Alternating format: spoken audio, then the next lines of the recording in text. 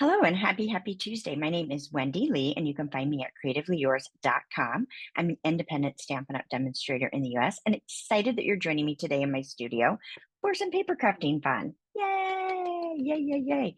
So, today, when this video premieres, it will be September 17th. Halfway through September already. Crazy, right? And if you're watching the premiere, I'm live with you in the chat. So please say hello and I will answer any questions as we go along. Of course, if you're watching on replay, welcome as well. And still leave me a comment and I will answer any questions as I can. All right? Perfect. Lots of stuff always going on, right? I have registration just for a few more days for our September Nests of Winter Cultivated Creativity Kit. You don't want to miss that. I think the sneak peek behind me. Yes, yes, yes. So there is a video on my YouTube channel so you can see a sneak peek of those projects up close and get to know a little bit more about that program. But the best way to stay up to date with everything I have going on is to get on my email list, right? I do send a free tutorial bundle, not one tutorial, but a bundle of tutorials every single month to my subscribers. And of course, you get your first one right when you sign up. Yes? Yay, yay, yay, yay. All right, so today we're going to do a simple project, right? It's fabulous. And we are going to use the sketches in the annual catalog as our inspiration. So if you flip to page 22 in your catalog, or you can look at it online in my online store, and you look at the sketches at the bottom. Kind of fun, right? So this kind of helps you come up with some card layouts if you're struggling with that. So today we're going to use this one right here. So the second one in from the bottom is the inspiration for today's project. So let's go ahead and get started. I'm going to flip the camera over. Okay, so for today's project, we are featuring the Winterly Treetops Stamp and Die Bundle. So this is one of our brand new bundles that's in the Holiday Mini Catalog or the September to December Mini Catalog, however you want to refer to it as. And this is part of a larger suite called Nests of Winter. And I just think this is a lot of fun. You can do a lot of really neat things with this Stamp and Die bundle. And this is the one that we are featuring for our September Cultivated Creativity DIY paper crafting kit. So the card I'm showing you today, or teaching you today, is actually the bonus card that I'm going to be putting down in everybody's packet. So every month I create a project and put it down in as a little thank you. I also include the written PDF tutorial as a bonus into the tutorial for that month's kit. So lots of fun stuff. So let's see the project we're creating today. So this is the card we're creating today. It's a simple project, but I love this little watercolor background that we're doing here. And you can see we've brought those torn edges to the inside and they peek through to the front. So it is a little bit of a fun fold from that perspective of a cutaway front here, but fast and easy. So we're just going to get started with this one. So if I didn't say so earlier, the complete supply list and cut dimensions are now posted on my website, so you can grab those. All right, we're starting off with a gray granite card base. So this is 4 1/4 by 11, and I'm just folding it in half. Okay, and then I want to stamp this large bird image, which is this one here, all over the front of this. So let's go ahead and do that first. Let's move the card out of the way so we can see what we're doing here. All right, perfect. So I'm just going to ink this up. And we're just going to stamp randomly, right, all over our card base here. So I like to stamp off the edge when I'm doing this as well, because I think it makes it look like it's part of a larger pattern paper. And I think that's kind of fun. Should we do one more? I think we're okay. I think that's all we need. I don't think we need to fill in that bottom space because I am actually going to tear that away. So let's go ahead and close this ink pad. Let's get our chamois and wipe up our mess that we made, right?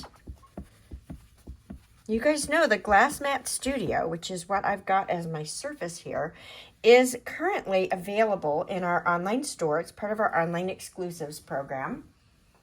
And you can get your hands on that one. Yay, yay, yay, yay. All right, so I think the first thing I want to do is I'm going to go ahead and do my tearing of my front of my card base. So I am just going to come all in. I'm tearing off a nice big chunk. And it doesn't have to be straight and even, right? And every card's going to look different.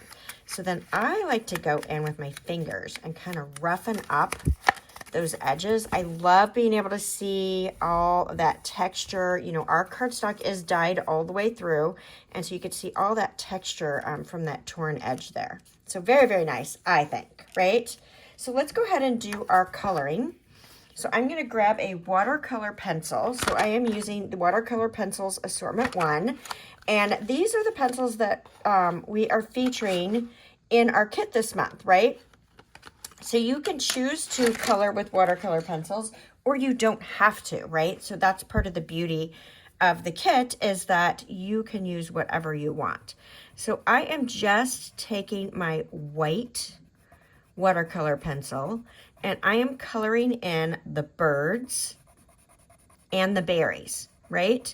So you could put as much or as little color as you want on here, right? That's entirely up to you on how much you want to put down. You can use quite a bit of pressure with these pencils and get really deep, deep color if you'd like to. Again, entirely up to you on what you want to do. Now, after you color your images, you can choose to blend the watercolor pencil out so that it's smoother, right? It's not as harsh of a line look to it. Or you can choose not to, right? So that's entirely up to you as well, right? So can you see the contrast here that we're creating? Isn't that really, really pretty? I love it. I love it, I love it, I love it. So we're just gonna continue to color these in.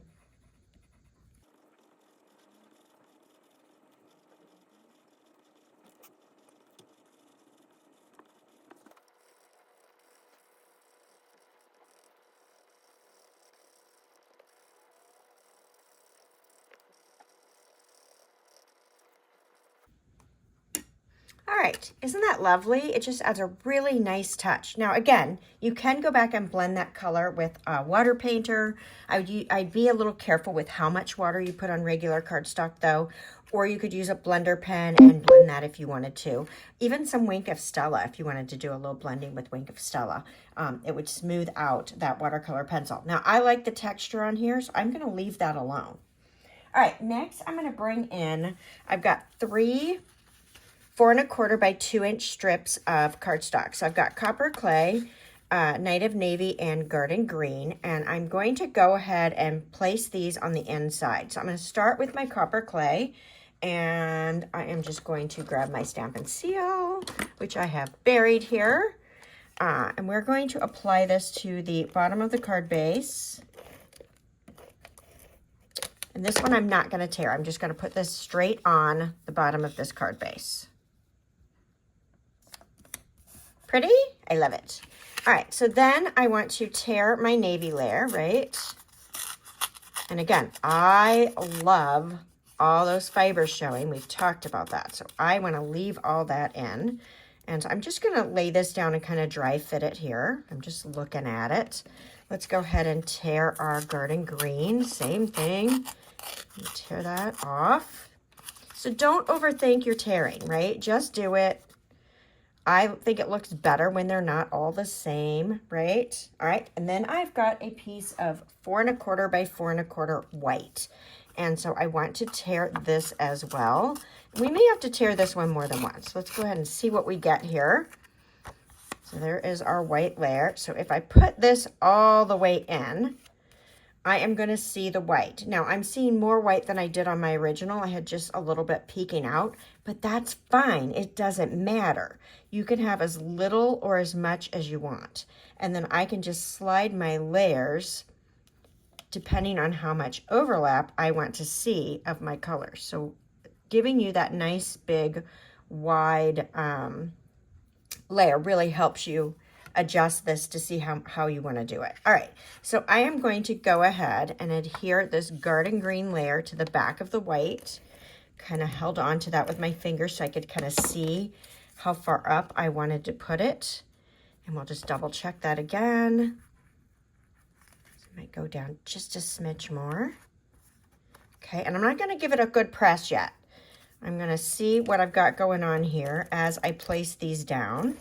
So I don't want to give them a good press because I want to be able to lift them. So I'm just lightly laying this down. I'm going to lightly put some adhesive on this as well and lay this one in. This way maybe I can slide it around a little bit. So this is where those of you that are fans of liquid glue might prefer to use liquid glue. So I really kind of like how that's turning out. Maybe we'll slide that up just a smidge more if we can without it hitting and messing that up. I like the green. I like the navy. I like where everything is sitting here. Now, if you end up getting it a little bit crooked, it's fine. You can just go on to the back and trim away any excess that you don't need on here. Obviously, I'm not able to see this very well. There we go. I'm doing better this way.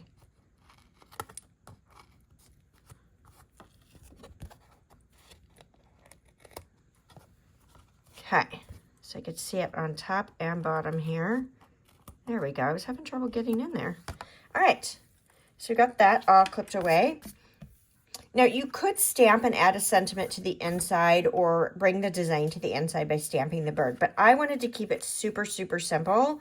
So I've already got all this lovely texture that's technically on the inside. So I'm gonna leave this alone and do it just like I've got it. Now, the next thing, because I am making 75 plus cards, right? Because like I said, I put these down in every person's packet. So doing my sentiment, I decided to go ahead and set up an assembly line.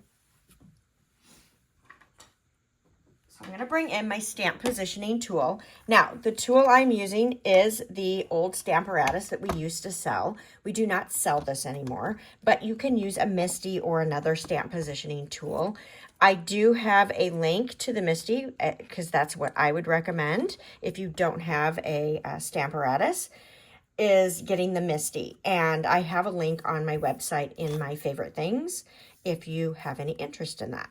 All right, so I am going to, I've already die cut the label. So the label was die cut using the Cheerful Daisies dies. So I'm using this label right here. Thought it was a fun little label. So what I did was I've got a little scrap paper here. I like to take the cardboard backing from my designer series papers and use those to make little templates. So what I did is I set up my sentiment on my stamp positioning tool, stamped it onto this scrap, and then die cut it out. This gave me my perfect placement. So now I can just quickly die cut a whole bunch of labels and not have to worry about whether the sentiment's straight or not. I can lay it right down in here. I'm going to take my navy ink pad and ink up my stamp. Let me see if I can slide this over so you can see, right? So I'm going to ink up my stamp. And then I can literally just close this, give it a good press. And now I have my perfect sentiment.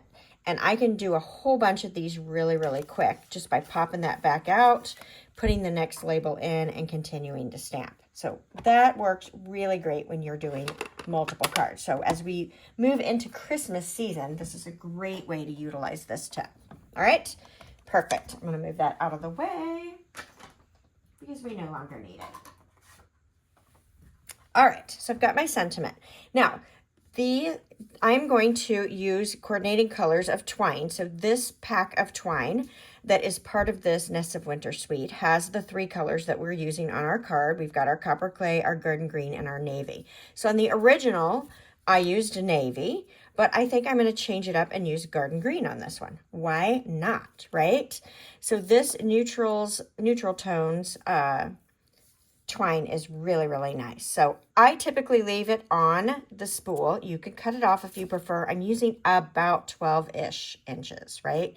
So I'm going to make 2 loops, crisscross applesauce, and pull this out. And that gives me my bow. Now I can hold the knot and I can pull on the ends. Now holding the knot keeps it from getting too loose, right? Because we need it to stay tighter as we mess with and play with our bow to figure out where we want all of that to work out, right? And so you can mess with it until you're happy with it. The more you tie, the easier it gets. So I'm going to put this right on the back of my sentiment, a little Stampin' seal, and then let's grab our dimensionals. We go here, and I'm going to put some dimensionals on the back of my label. There we go. Remove my backing paper, and then we'll just add this to the front of our card base. So you could kind of slide this wherever you need to slide this, based on maybe you've got a space in your stamping that left a little more of a hole than you wanted. That'd be fine to do that. And then I'm going to bring in these lovely iridescent faceted gems. These are in the annual catalog. They are one of my favorites. They are in the Full of Life suite, but they obviously work for so many things. But I love that they're so sparkly. They're just pretty. So we'll just sprinkle on a few of these. And there we have it. We are done. Nice. I'm going to give that one more crease with my bone folder. There we go. A little bit better there. So we've got it in green twine, navy twine, and then we'll have to make some with copper clay as well, right? I hope you guys love this project. If you are enjoying the content that I'm sharing with you, please give me a thumbs up. Let me know you're liking it. Also, I'd love for you to invite your friends to come join us on Tuesdays for a little bit of paper crafting fun as well. Take a little break and enjoy some craftiness with me, right? All right. Thank you all for joining me. I hope to see you again next Tuesday, and bye for now.